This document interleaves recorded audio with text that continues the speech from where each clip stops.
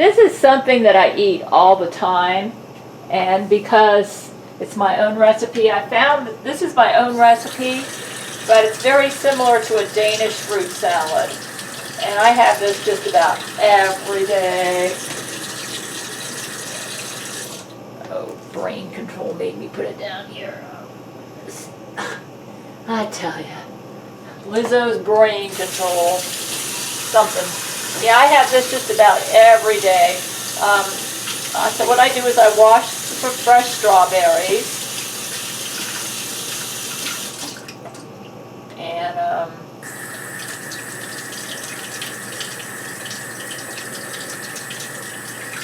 well, I go grocery shopping just about every day anyway, so that's why I'm able to have this almost every day. The secret to this is the fresh fruit, you know. So I'm just go ahead and add in. I've got another tin. I try to use the strawberries that look like they're going rotten first, so so I can eat them when they're best. Here's another tin of strawberries. Yeah, let's do this. These look good. These strawberries came from Walmart. Like I said, I shop all over the place. Now here's some. Okay, I usually put in about this much. I am a big time fruit lover. And the best time to have fruit if you don't want to have diarrhea, the amount I eat is like diarrhea, is for breakfast, so I have it for breakfast.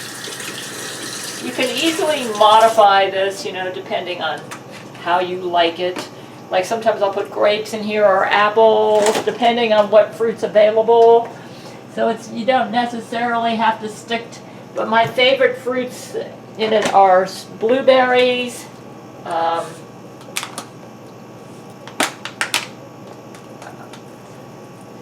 strawberries, and oranges. But hey, I have made it with apples, with pears.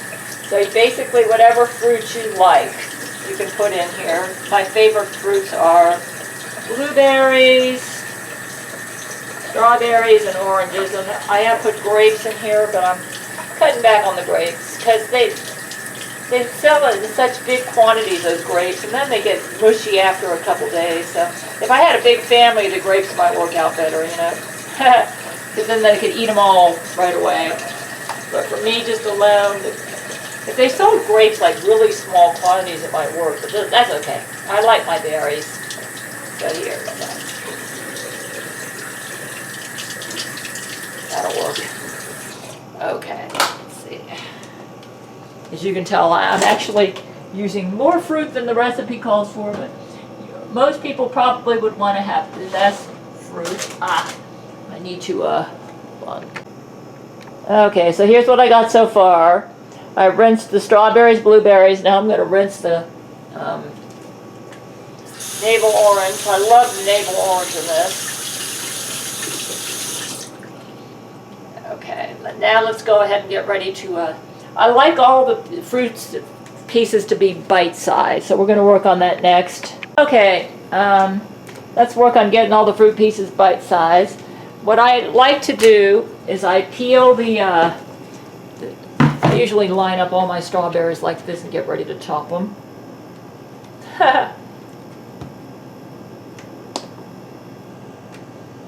I have this just about every day. I've got this routine down. And then I get the, here, let's go ahead and,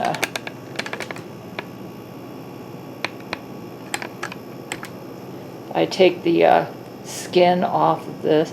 So one thing that helps with taking the skin off, what did I do with the knife? Okay, this is I find just kind of like chop the end here, chop the end there, and then with a knife, and then you can use your nails to take the rest of it off.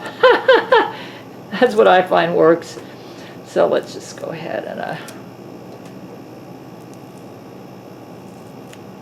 go ahead and peel the orange, because I love the orange slices in there. So let's go ahead and do that. Okay, I took the skin off. Now I'm going to separate it. So basically, your goal is to get all of the pieces bite size. So yeah, and then you throw them in with the rest of the fruit.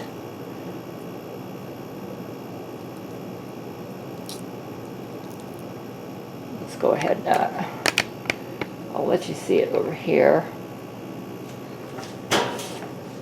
So it's going to be going in here.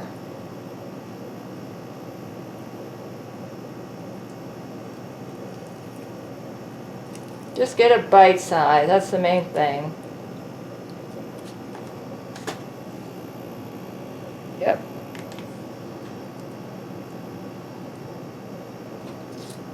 That way when you eat the fruit, it'll be in fruit salad, it'll be enjoyable.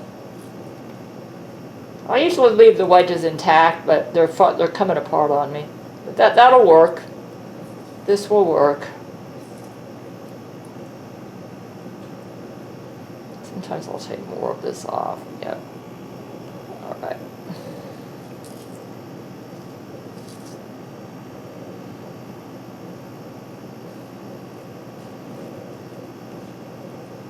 I just want it to be bite size. That's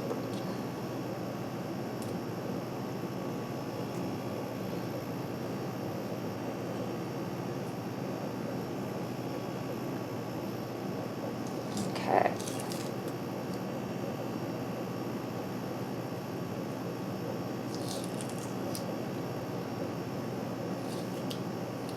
So the blueberries are already in here. Okay, there are the orange wedges. So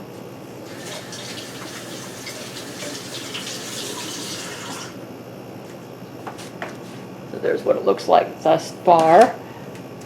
And then I always slice the strawberries like this, and then throw them in there. Yeah, let's go ahead and get the better view here. Yep. So let's go ahead and slice those.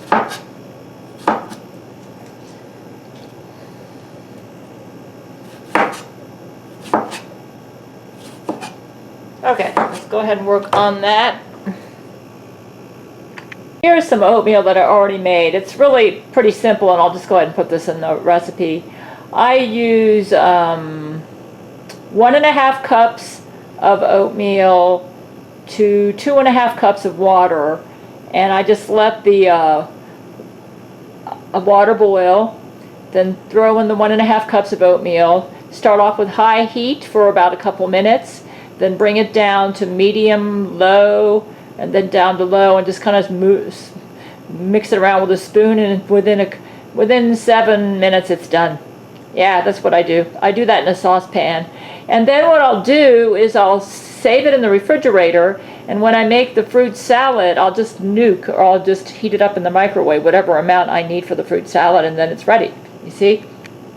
The next thing I'm going to get is my chocolate. I love the Kroger brand. This is really, really good. That's a high cacao content. Sometimes I'll vary it up with a different kind that's like 85%, but I love my cacao. So I just take one little bar just to give it a little nice flavor. I love dark chocolate. There it is. Yeah, Kroger, I love the Kroger, their private selection brand. They have really nice dark chocolate.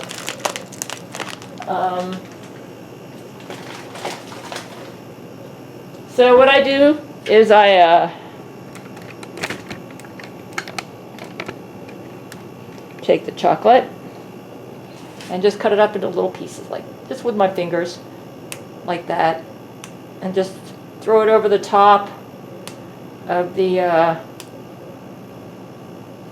salad. Maybe it's the Japanese in me. I was raised on Japanese food, but I don't like my fruit salad to be overly sweet, so I like just about that much. There. That's what it looks like so far. And then I will throw in, I love the walnuts in the fruit salad. I do eat almonds just about every day too, but I eat that differently. The Danish use almonds in their fruit salad. I don't. I do walnuts. Where did they go? Oh, goodness. No.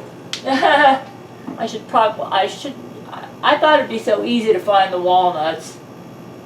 Oh, let me turn the camera off and get the walnuts, okay? Yeah, hold on. Alrighty. Yeah, I do this every day. This is like my breakfast. I love it. Okay, here's some walnuts. You keep these refrigerated.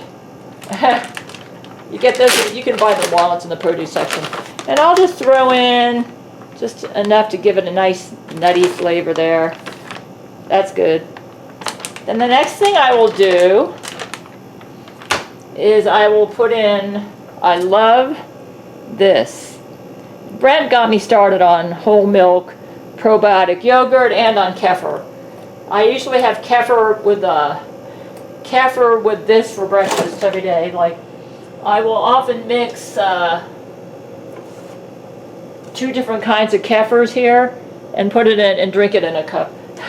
He says it's really good for your digestive tract.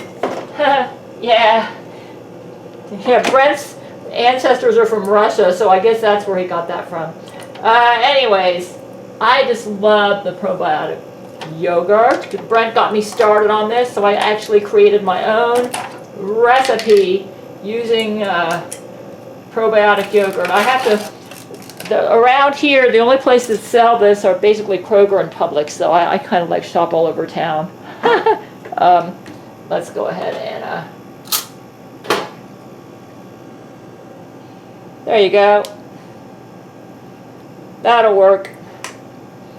And then I mix that all together.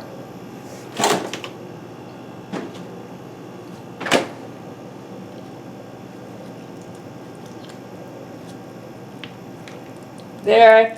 Okay. So it's pretty much ready. That's it. Oh, I forgot about the oatmeal. Don't forget about the oatmeal. Oh, shoot. I tell you, the brain control is something awful, man. Lizzo's brain control. Okay, she must really hate my healthy cooking. That's what it is.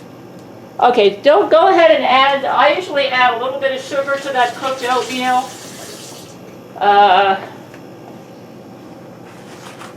So you have this just about every day? Religiously.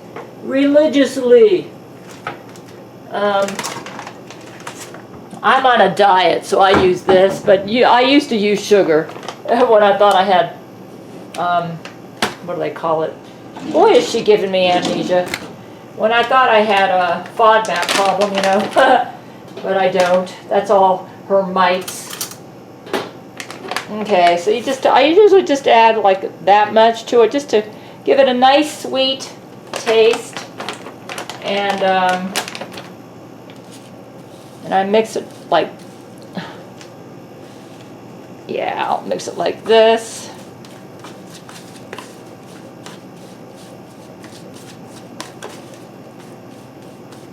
I can tell you that this is delicious, okay? And probably healthier than the Danish version, but their version's not bad. It's very close to the Danish fruit salad. But it's actually, basically what happened is I made up my own recipe, and I discovered by accident that it's very close to the Danish fruit salad. Okay, so I just put some sugar or sweetener in it, and then I throw it in here.